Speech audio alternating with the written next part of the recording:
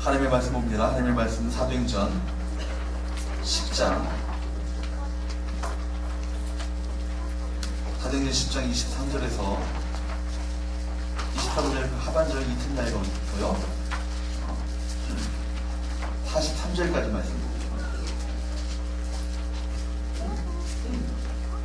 한 절씩 기록합니다. 자, 먼저 읽습니다. 이튿날 일어나 그들과 함께 갈 때 요파에서 온 어떤 형제들도 함께 가니라.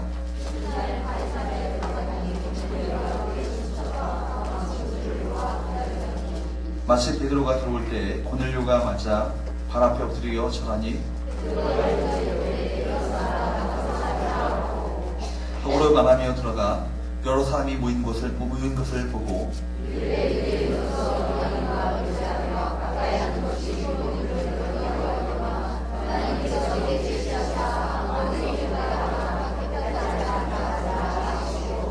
부름을 사양하지 아니하고 왔노라.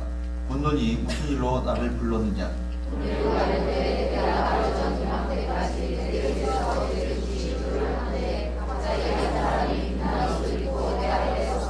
말하되 고넬료야, 하나님이 내 기도를 들으시고 내 구제를 기억하셨으니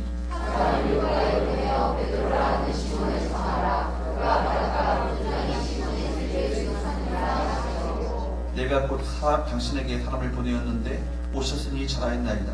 이제 우리는 주께서 당신에게 명하신 모든 것을 듣고자 하여 다 하나님 앞에 있나이다.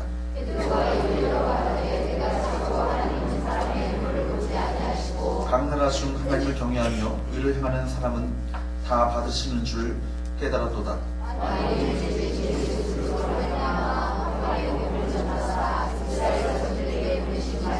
곧 요한이 그 세례를 반포한 후에 갈릴리에서 시작하여 온 유대에 두루 전파된 그것을 너희도 알거니와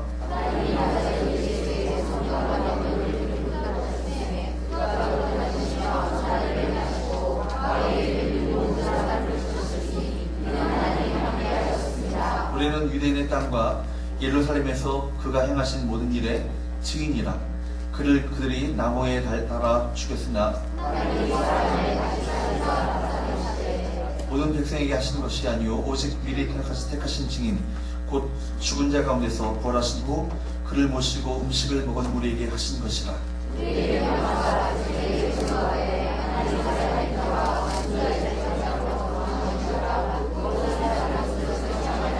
같이 있습니다. 그에 대하여 모든 선지자도 증언하되 그를 믿는 사람들이 다 그의 이름을 힘입어 죄감을 받는다 하느니라. 아멘.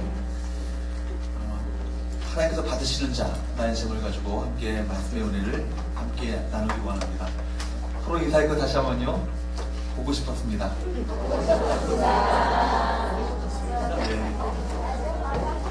네. 특별히 저는요 주일날 우리 많은 성도들도 계시지만 이렇게 기도하신 분들이 참 좋아요. 너무 좋아요. 기도하신 분들이 함께 나오셔서 기도하신 분들이 참 저희가 이게 뒤에서 이렇게 찬양하면서 뒤에서 앉아 있는데 한 분 한 분 이렇게 얼굴을 다 쳐다봤어요. 이분들이 얼마나 보배인가. 우리 교회 가운데 가장 보배로운 분들입니다.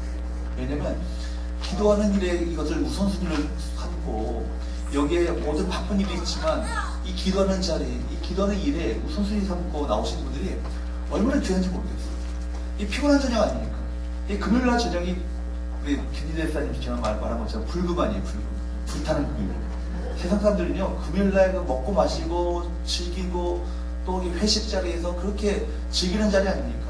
그런데 우리가 그것보다 더 이 자리가 사모하고 이 자리가 더 귀하여서 이 자리에 나오신 여러분들이 얼마나 귀한지 모르겠어요. 뒤에서 보는데 너무나 귀한 거예요.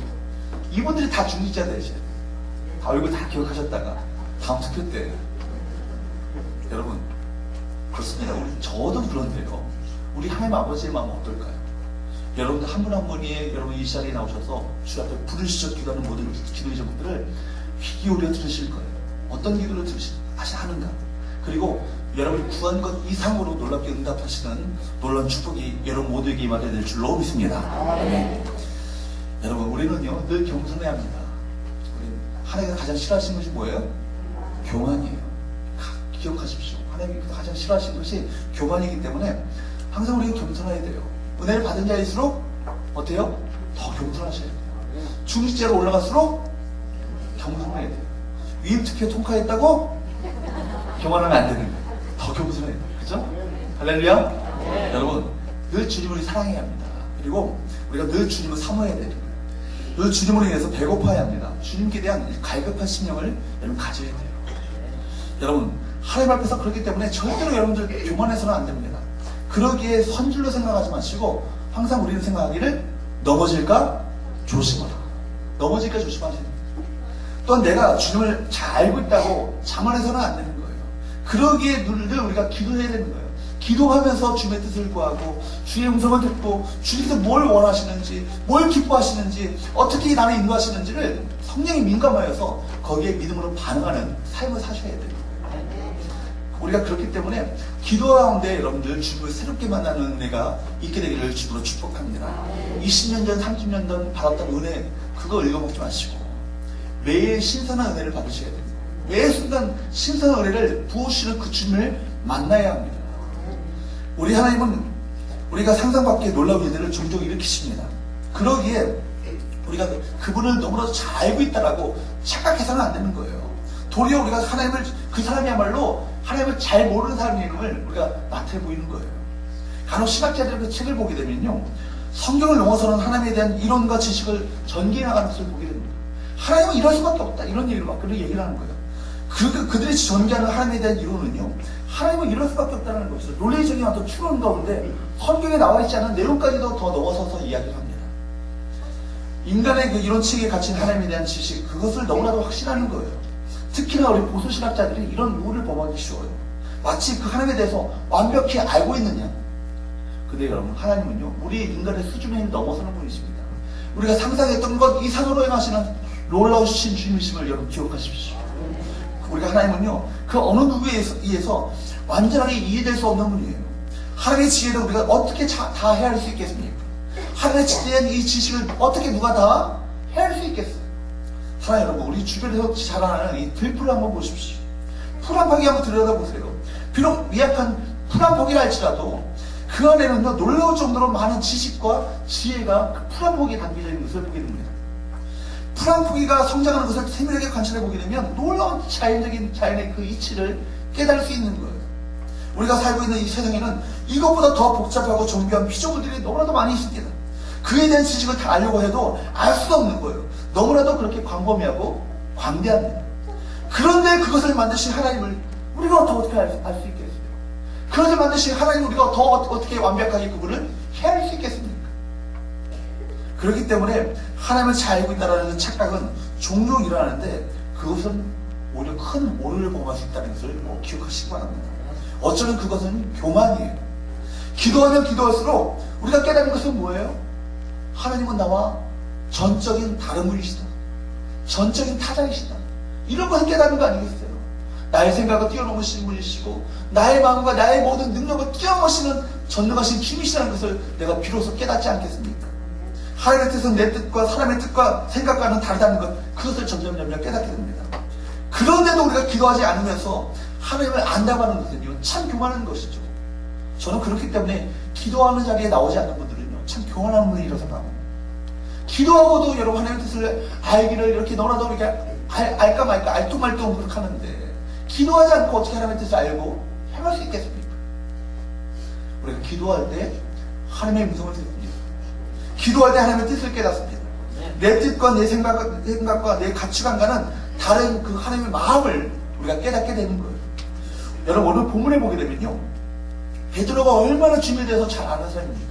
3년 반 동안 그렇게 주님을 따라다니면서 주님의 모든 일거수일투족을 다 헤아보면서 그분의 생각과 그분의 마음을 다 알았던 사람이 누굽니까? 베드로 아닙니까? 거기다가 그가 성령의 충만함을 받게 되어서 능력 있게 하나님의 말씀을 증거하는 위대한 설교가 되었습니다. 그런데 베드로가 지금 오늘 본문에 보니까 하나님께 기도하는 가운데 정말 바퀴벌레보다도 못한 이방인, 그 바퀴벌레 같이 더럽게 여겼던 그 이방인들까지도 하나님께서 품기를 원하시는 그 하나님의 마음을, 그 마음감을 부어주시는 거예요. 그 하나님의 마음을 깨닫게 되는 거예요. 바퀴벌레보다도 못한 인간이라고 생각했던, 지옥의 불쏘시개라고 생각했던 그 이방인들, 그들조차도 하나님께서 사랑하시고 그들도 구원받기를 원하시는 하나님의 귀한 하나님의 영혼이라는 것을 그 마음 가운데 깨닫게 되는 것입니다. 베드로는 기도하는 가운데 하나님의 음성, 하나님께서 보여주셨던 그 환상을 보게 되었고, 기도 가운데 들었던 그 하나님의 음성에 순종하여서 결국 누구를 만납니까?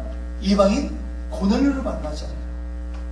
그리고 그와 같은 깊은 교제를 나눈 후에 하나님께서 그와 같은 유대인에게만 부어주시는 그 은혜를 부어주실 것이 아니라 이방인에게도 은혜를 부어주시는 하나님의 놀라우신 큰 계획과 섭리를 그가 비로소 어떻게 하는 가운데? 기도하는 가운데 깨닫게 됩니다. 한번 본문 한번 보십시오. 23절 하반절 한번 보도록 할까요? 이튿날 더 한번 봅니다. 시작. 이튿날 일어나 그들과 함께 갈새 요바에서 온 어떤 형제들도 함께 가니라. 베드로는 마음에 거리낌이 있었을지라도 그러나 그 마음 가운데 하나님께서 들려주셨던 이 하나님의 음성, 하나님의 명령에 그가 순종합니다. 그래서 고넬료가 보냈던 사람들을 따라가서 요바에 있었던 형제들과 함께 어디로 갑니까? 가이사랴에 가게 되는 거예요. 이틀이 걸려서 그곳에 도착하자 고넬료는 베드로가 올 줄로 알고 친척들과 가까운 친구들을 다 모아서 누구를 기다려요? 베드로를 기다리고 있는 거예요.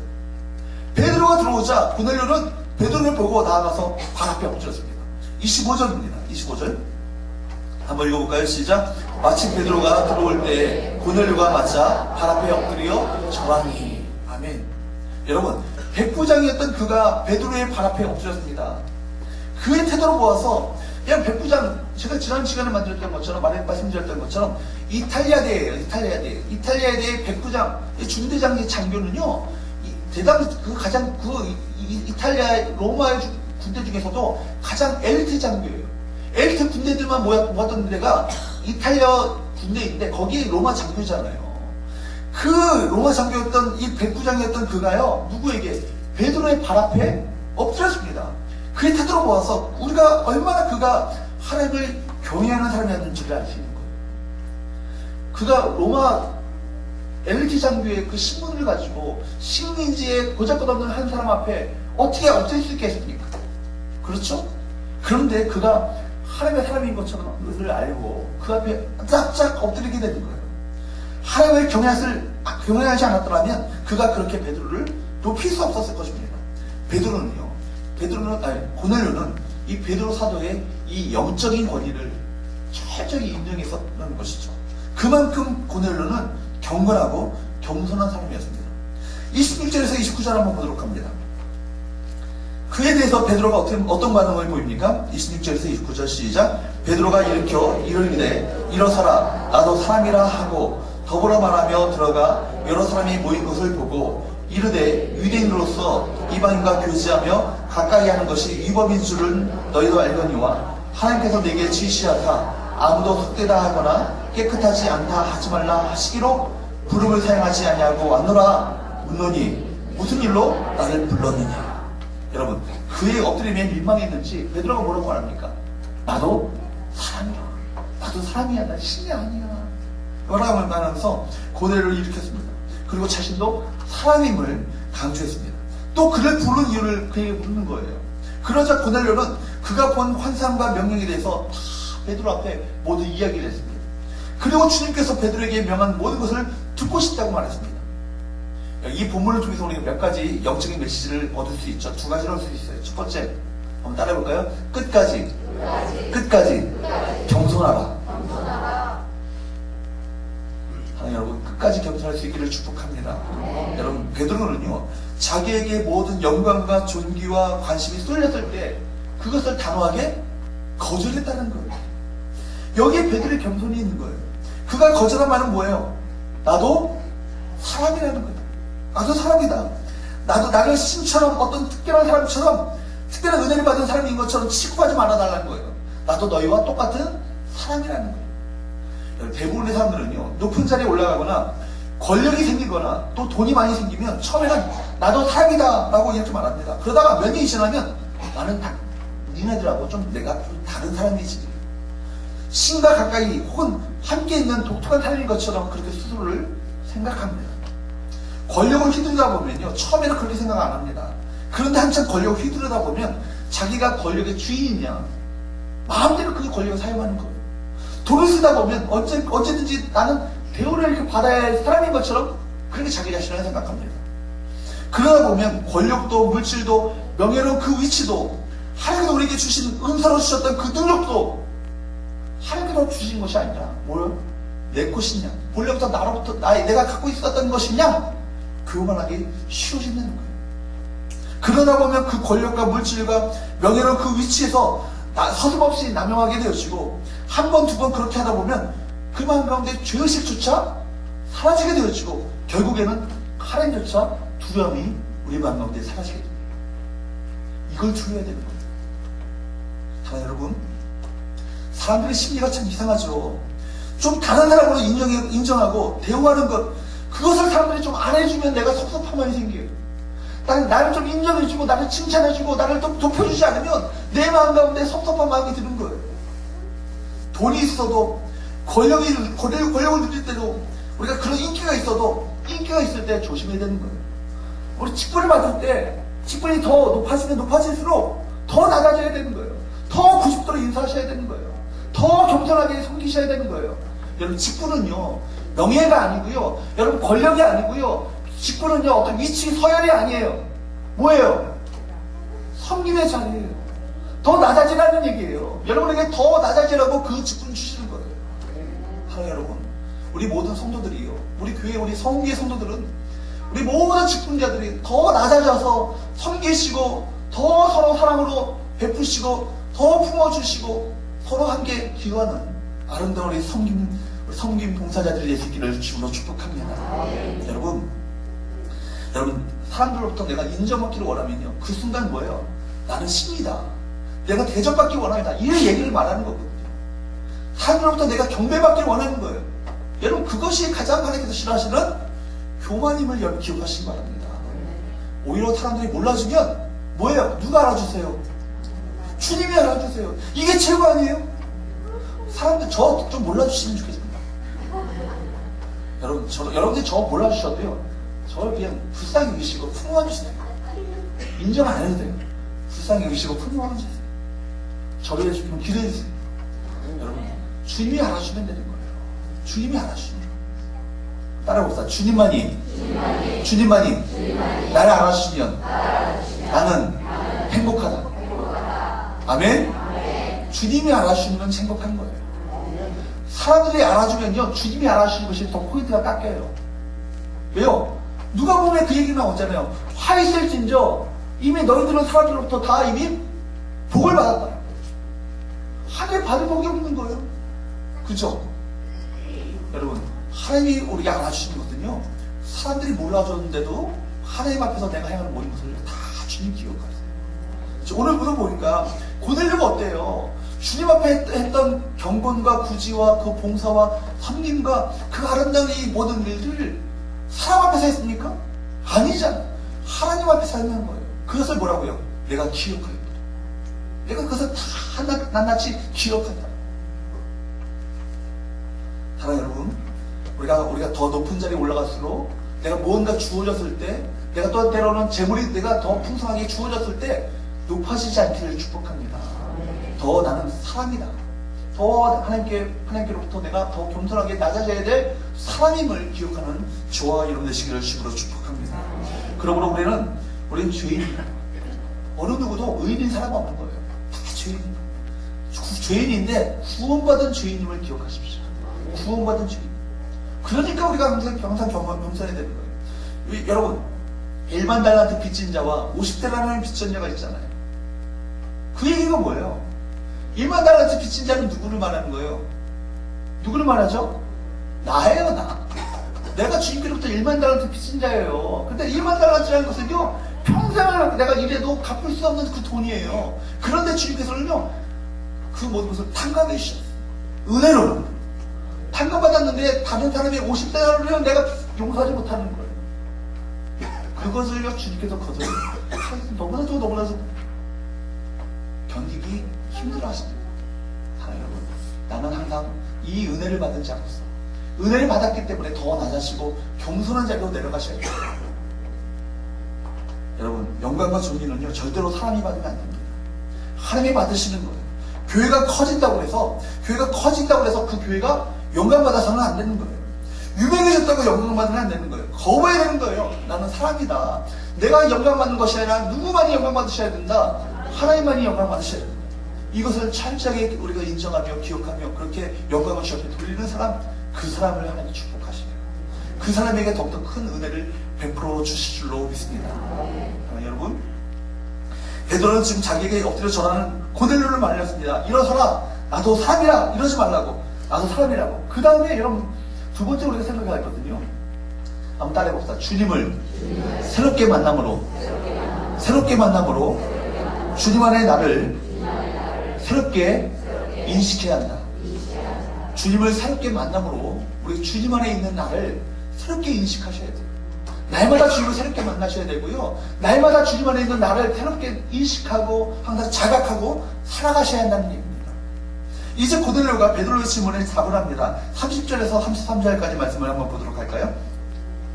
한번 읽어봅니다. 시작. 고넬료가 이르되 내가 나흘 전 이맘때까지 내 집에서 제9시 기도를 하는데 갑자기 한 사람이 빛난 옷을 입고 내 앞에 서서 말하되 고넬료야, 하나님이 내 기도를 들으시고 내 구제를 기억하셨으니 사람을 요바에 보내어 베드로라 하는 시몬을 청하라. 그가 바닷가 모두장이 시몬의 집에 유숙하느니라 하시기로 내가 곧 당신에게 사람을 보내었는데 오셨으니 잘하였나이다. 이제 우리는 주께서 당신에게 명하신 모든 것을 듣고자 하여 다 하나님 앞에 있나이다. 아멘. 여러분, 이 고넬료의 말을 듣고요, 베드로는 깜짝 놀랐습니다. 왜냐하면 이방인이었던 자기가 그 바퀴벌레만큼 그렇게 더럽게 여겼던 이방인에게도 하나님께서 어떻게 해요? 은혜를 베푸셨기 때문에요. 유대인도 아닌 로마인이었던 그가 어떻게 그렇게 경륜할 수 있었다는 것 사실에 놀랐습니다. 자신의 민족이 그 이방인보다도 못한 거예요. 도리어 자신의 민족은 예수 그리스도의 복음을 전파하는 사람들을 박해했습니다. 얼마나 대조적인 현상입니까? 상황이 역전돼 버린 거예요. 그래서 그가 어떤 고백을 합니까? 34절 35절 시작. 베드로가 입을 열어 말하되 내가 참으로 하나님은 사람의 외모를 보지 아니하시고 강나라 중 하나님을 경외하며 의를 행하는 사람은 다 받으신 줄 깨달았도다. 아멘. 이 사실을 통해서 베드로가 새삼스럽게 깨닫게 되는 거예요. 주님을 새롭게 신선하게 만나게 되는 거예요. 새롭게 만나게 되는 사실은 뭡니까? 첫 번째는 뭐예요? 하나님은 사람을 뭐로 취하지 아니하신다? 외모로 취하지 아니하신다. 사람의 외모를 보지 아니하시고, 우리 사람들은요, 사람의 외모를 봐요. 그 사람의 어떤 용모를 보기도 하고, 그 사람의 신분을 보기도 하고, 그분의 위치를 보기도 하고, 그분의 어떤 사회적인 어떤 그 소셜 레벨을 보기도 합니다. 그러나 하나님은요, 그걸 보지 어떻게 해요? 아니하신다. 이 사실을 새롭게 다시 한번 느껴지기 시작합니다. 베드로는요, 예수님과 3년을 같이 산 사람이고요, 십자가를 목격한 사람이고, 부활을 목격한 사람이고, 승천을 목격한 사람이에요. 또한 3년의 역사를 체험한 사람입니다. 3,000명을 회개한 사람이고요, 남에서부터 안진뱅이를 일으켰던 능력이 있는 사람이에요. 권능이 있는 사람이에요. 누구보다도 하나님을 잘 안다고 자부할 수 있는 사람이에요. 이 정도면 그가 하나님을 잘 아는 사람 아니겠습니까? 그런데 이 본문에서 그는 내가 생각했던 그분이 아니구나라는 것을 새롭게 깨닫게 되는 거예요. 여러분, 이런 은혜가 우리 모두에게 매 순간마다 일어날 수 있기를 축복합니다. 살아계신 하나님은 우리가 지금 생각하는 그런 하나님보다 더 뛰어넘는 하나님이라는 얘기예요. 하나님, 우리 생각 속에 그런 하나님보다 더 크신 하나님이세요. 우리가 상상하는 것보다 더 크신 하나님이 바로 우리가 믿고 있는 하나님이라는 얘기예요. 여러분이 생각하는 바로 그것이 여러분의 신앙이에요. 왜 내 신앙에 이렇게 맥이 없는가? 왜 그렇습니까? 우리가 죽은 하나님을 믿고 있어서 그래요. 말로만 살아있는 하나님, 능력 있는 하나님, 권능의 하나님, 치료의 하나님, 그 하나님 말로는 그렇게 얘기하는데 정말 내 마음 가운데 그 하나님을 내가 정말 그 역사가 내 삶 가운데 실제화되어지고 현실화되어질 것을 내 마음 가운데 확신을 갖지 않아요. 과거에 실제로 초대교회나 기적을 일으키시는데 초대교회나 일으켰고 지금 그렇지 않다라고 생각하는 그런 믿음이 우리 가운데 있다라는 얘기예요. 어제나 오늘이나 영원토록 변치 않으시는 하나님이심을 믿으시기를 축복합니다. 그 하나님에 대한 믿음이 우리 가운데 필요한 거예요. 지금 베드로는 커다란 충격을 받습니다. 혈통도 중요한 것이 아니라 할례를 받았느냐, 이것도 받지 않았느냐, 이것도 중요한 것이 아니라 정말 그토록 그렇게 중요하게 생각해서 모든 사람들은 다 할례를 받아야 된다고 생각했는데, 또 모든 사람들은 다 율법의 자녀가 되어야 된다고 생각했는데, 그러다 보니까 그것이 아니라는 거예요. 이방인에게도 역사가 일어나거든요. 하나님은 이런 분이 아니시구나. 내가 하나님을 너무나도 옹졸하게 내 방식으로 제안을 하고 있었구나. 이 사실을 베드로가 깨닫게 됩니다. 두 번째는 뭐예요? 베드로가 뭘 깨달아요? 하나님은 이스라엘이나 이방인이나 구별치 않으시는구나. 그래서 이방인 가운데서도 하나님을 경외하며 의를 행하는 자들을 하나님이 인정하시고 받으신다. 이 사실을 고넬료가 깨닫게 됩니다. 나만 인정하시면 좋잖아요. 그렇죠. 근데 내가 싫어하는 그 사람도 하나님은 받으시는 분이에요. 사랑하시는 그분이세요. 이 사실을 깨닫게 됩니다. 세 번째 뭐예요? 예수 그리스도에 대해서 다시 한번 새롭게 깨닫게 됩니다. 여러분, 그분이 예수님을 모릅니까? 베드로처럼 예수님을 아는 사람이 어디 있을까요? 그러나 베드로는 바로 이 순간에 예수님을 새롭게 인식하게 된 겁니다. 그렇습니다. 예수님을 날마다 새롭게 깨달아지는 사람이 누구예요? 지금 베드로예요. 예수님을 다 아는 사람은 없어요. 오늘 새로운 예수님, 오늘 만나는 새로운 예수님을 우리가 매일매일 새롭게 만나야 되고요. 새롭게 깨달으셔야 되는 거예요. 바로 이분을 이 시간에 만날 수 있기를 주님으로 축복합니다. 36절에서 38절 한번 보도록 할까요? 36절에서 38절 시작. 만유의 주 되신 예수 그리스도로 말미암아 화평의 복음을 전하사 이스라엘 자손들에게 보내신 말씀 곧 요한이 그 세례를 반포한 후에 갈릴리에서 시작하여 온 유대에 들어오셨다는 그것을 너희도 알거니와 하나님이 나사렛 예수에게 성령과 능력을 기름 붓듯 하셨으며 그가 들어다니시며 선한 일을 행하시고 마귀에게 돌린 모든 사람을 고치셨으니 이는 하나님이 함께 하셨습니다. 아멘. 여러분, 베드로는 만유의 주 되신 예수 그리스도가 그 시간에 새롭게 느껴진 거예요. 신선하게 다시 한번 만나게 된 거예요. 내가 3년 반 동안 그렇게 주님을 잘 알고 있다고 자부했던 나이지만 다시금 주님을 다시 한번 새롭게 만나게 됩니다. 그분은 누구세요? 여기 보니까 36절 한번 보세요. 만유의 주 되신 예수 그리스도로 말미암아 뭘 전하셨다고요? 화평의 복음을 전하셨다고. 그분이 화평의 복음이 되셨다는 거예요. 평화의 복음이 되셨다는 거예요. 예수님께에게는 성령과 능력이 충만했습니다. 막힌 땅이 다 헐어졌죠. 유대인과 이방인과 유대인과 헬라인과 그 막힌 땅이 있었던 것이 다 주님 안에서 허물어지는 역사가 일어났다는 거예요. 서로 간의 장벽들이 다 무너지는 역사가 예수님 안에서 일어나게 됐다는 거예요. 내가 적대시하고 내가 이방인 그 바퀴벌레보다 못한 사람이라고 여겼던 그 사람조차도 지금 받으시는 사역을 깨닫게 되었으면서 우리 안에 갖고 있었던 모든 장벽들이 다 무너지는 역사가 일어났다는 거예요. 사랑하는 여러분, 예수님에게는 성령과 능력이 충만했습니다. 예수님은 착한 일을 하셨습니다. 예수님은 마귀에게 눌린 자를 자유케 하셨던 분이었습니다. 여러분, 예수님이 발견되었으면 그 다음에 누가 발견돼요? 내가 발견되어지는 거예요. 내가 발견되어지는 거예요. 여러분, 나에게 집중하게 되보면요, 예수님이 발견되지 않습니다. 하나님이 안 보입니다. 그러나 하나님을 발견하면 하나님 안에 있는 내가 발견되어지는 거예요.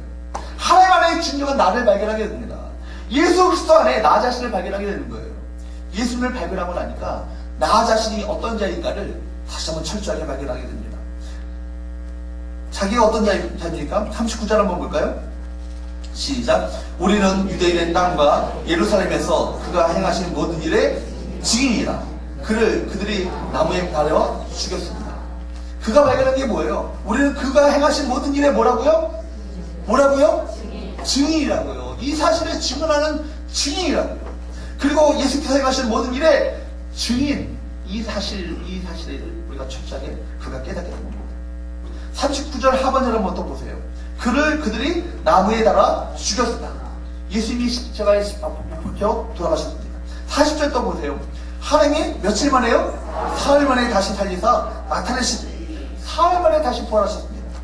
또 40절 하반절에 나타나시되 예수님이 부활하셨는데 십자가는 모든 사람들이 다 보았잖아요. 그러나 부활은 어떤 사람들만 보았어요? 선택된 사람들만 보았어요.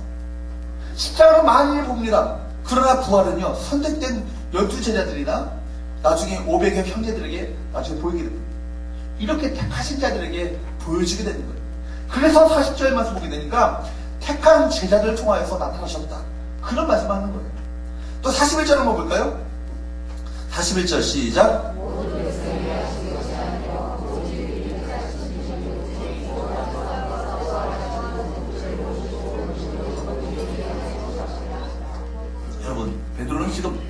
고넬료와의 대화에서요, 굉장히 심각한 것을 깨닫고 있습니다. 예수님을 새롭게 발견했어요. 예수님을 보다가 자기가 어떤 사람인 것을 보았어요? 이 일을 예수님에 대한 증인이다. 그러니까 이게 증인을 해야 되는, 증인의 사명을 감당해야 되는 거예요.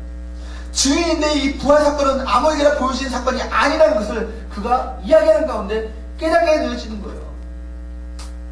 택하시는 몇 사람을 통해서 그 부활 사건을 받아줬다는 것을 알게 됐다는 것입니다. 그리고 내 자신이 뭐예요? 부활의 증인이에요. 내가 전하지 않으면 그 사건은 거기서 끝납니다. 증인이 바로 그것이라는 거예요. 내가 전하지 않으면 거기서 끝나는 거예요. 베드로가 고넬료와 이야기하는 가운데서 이것을 비로소 깨닫게 되는 거예요. 우리는 유대인의 땅과 예루살렘에서 그가 행하신 모든 일에 뭐라고요? 증인이다.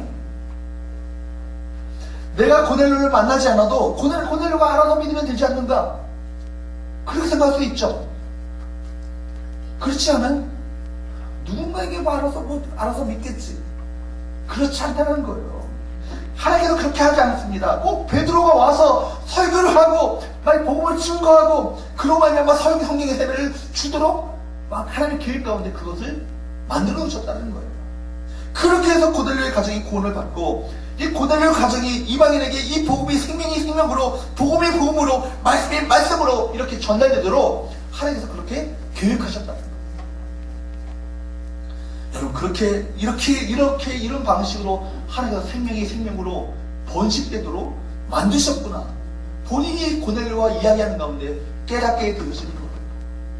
사랑하는 여러분, 이 사실이 베드로만 깨닫지 않길 바랍니다.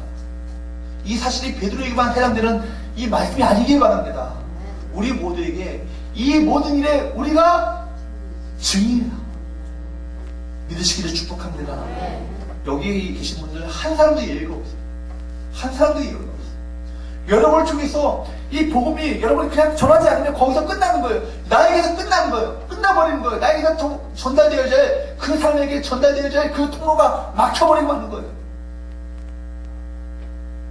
여러분, 여기 계신 분들이 정말 성령 받으신 분들이 전도하지 않으면요, 그것으로 끝납니다. 예수의 생명을 가진 사람이 거기서 스톱하면요, 예수 그리스도의 증인의 노릇을 하지 않으면 그것으로 끝나버리고 하는 거예요. 그러나 그것을 내가 정말 주님께서 내게 주신 사명으로 알아. 내 정말 그리스도 안에서의 나의 신분이 무엇인지를 깨달아. 그러니까 증인의 삶을 살고자 그렇게 삶을 살아가게 될 때 복음은 강물처럼 불어나게 됩니다. 여러분, 주님을 새롭게 만남으로 말미암아 베드로가 이 사실을 새롭게 깨달았다는 사실을 여러분 기억하시기 바랍니다. 이렇게 주님을 새롭게 만남으로 주님 안에 내가 어떤 사명을 가진 자인지를 비로소 깨닫게 되어지는 거예요. 여러분, 우리가 주님을 새롭게 만날 때 우리의 신분을 다시 한번 깨닫게 됩니다. 주님을 매 순간 새롭게 경험하게 될 때 내가 왜 이 땅에 우리가 존재하고 있는지, 내가 이 세상을 왜 살아가고 있는지, 내가 이 세상 가운데 어떤 이유를 가지고 어떤 목적을 가지고 살아가고 있는지, 어떤 사명을 가지고 살아가고 있는지, 이것을 주님을 새롭게 만나게 될 때 이것을 깨닫게 되어진다는 거예요. 그러므로 여러분들이 주님을 매 순간 새롭게 만나지 않으면요, 우리 누구와 같이 돼요?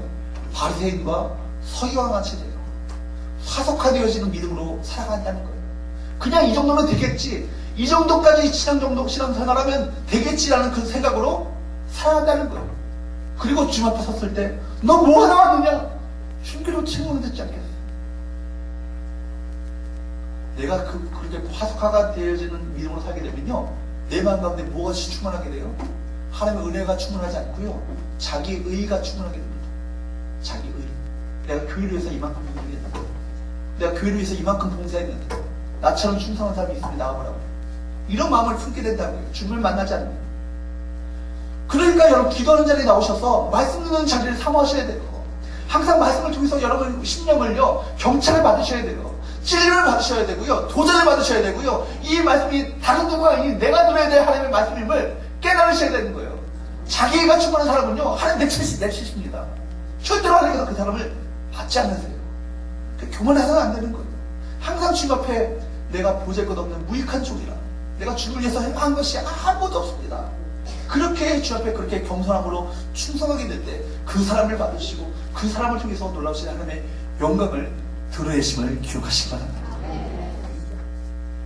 수많은 사람들이 교회에 옵니다. 그러나 살아있는 크리스찬들을 그렇게 많이 만날 수가 없어요.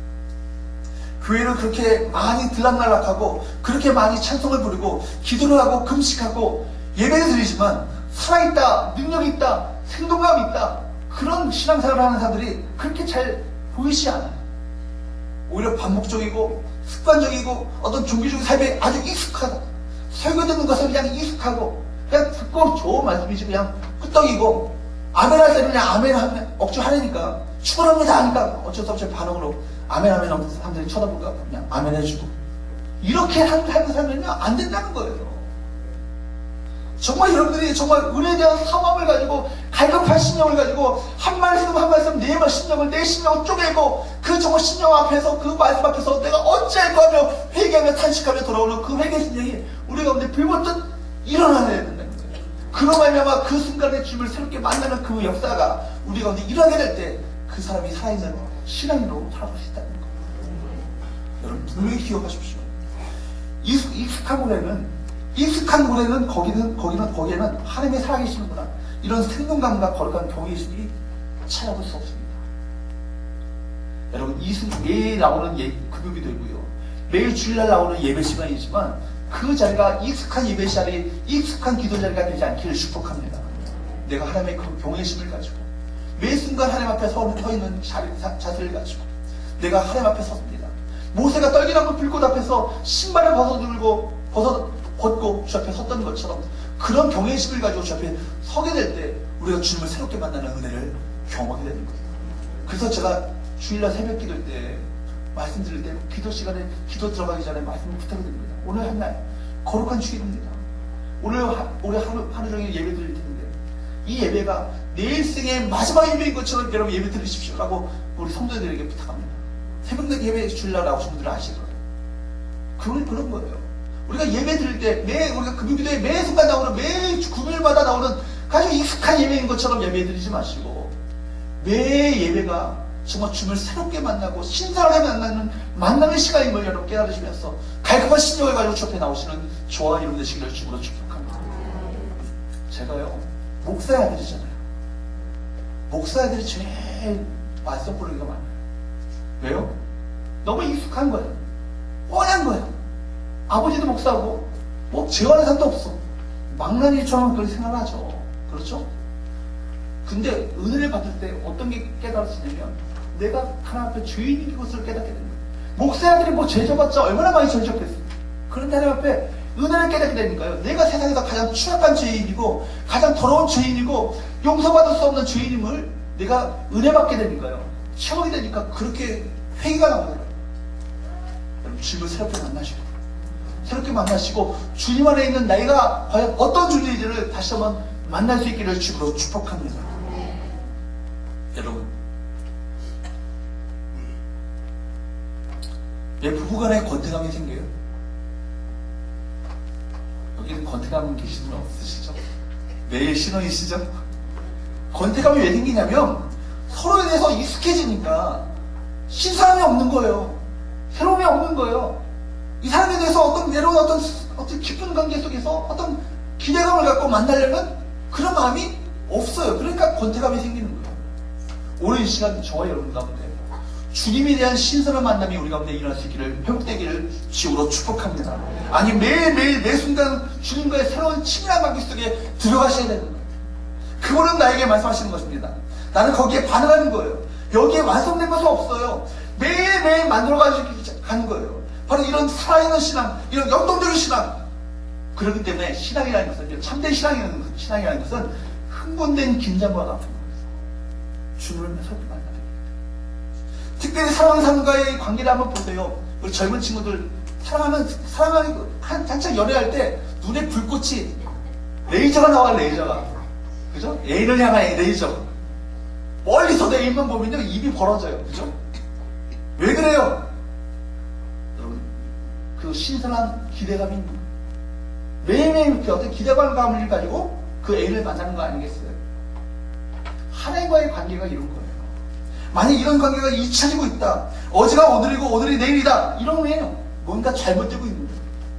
야곱강가에서 야곱이 정말 주님을 새롭게 만났다는 것처럼 아버지를 통해서 얼마나 또 그 많은 수많은 제자를 통해서 하나님께 얼마나 많은 제사를 드렸겠습니까? 그러나 약복강가에서 정말 하나님을 새롭게 만나잖아요. 주님과 부여잡고 주님을 붙잡고 부여잡고 기도하는 가운데 주님을 새롭게 만나는 가운데 그 주님이 어떤 분이신지를 그가 깨닫게 되지 않아요.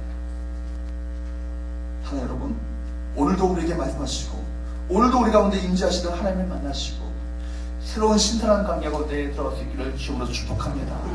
새롭게 주님을 신선하게 만나는 가운데 여러분을 향한 하나님의 사명을 깨달으시고 내가 무엇을 위해서 어떤 목적을 위해서 살아가야 될지를 진지하게 깨닫는 저와 여러분 되시기를 주님으로 축복합니다. 은혜 받는 자리, 이 은혜가 나만 간직하면 안 되잖아요. 이 은혜가 흘러가야 되는 거예요. 내가 이 일을 위해서 부르심을 받는 거예요. 증인인 거예요. 그것을 순간순간 느끼며 살아있는 이것이 바로 성령 충만인 거예요. 그리고 믿음으로 거기에 반응하며 순종하는 삶을 살아가는 것이 성령 충만한 사람의 삶인 거예요. 이 모든 삶이 우리 가운데 회복될 수 있기를 주님으로 축복합니다.